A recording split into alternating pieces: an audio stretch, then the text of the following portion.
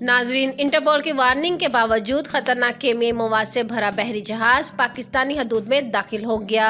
हुकूमत बहरी जहाज के दाखिले से लाइलम निकली।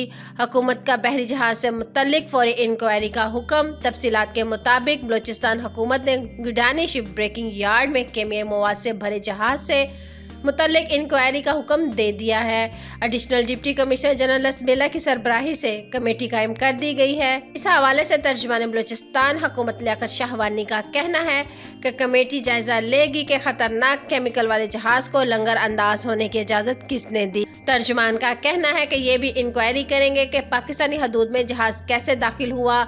शिप ब्रेकिंग यार्ड में जहाज लंगर अंदाज होने का हुकूमत और मकामी इंतजामिया को इल्म नहीं था। जराये के मुताबिक खतरनाक मवाद से भरा जहाज तोड़ने के लिए गिडानी शिप ब्रेकिंग यार्ड लाया गया है, जबकि इंटरपोल ने 22 अप्रैल को पाकिस्तान, इंटरपोल और FIA को जहाज रोकने के लिए कहा था। जहाज में 1500 टन इंतहाई खतरनाक मवाद मौजूद था। खतरनाक मवाद की वजह से बहरी जहाज को बांग्लादेश और भारत ने इजाजत नहीं दी थी।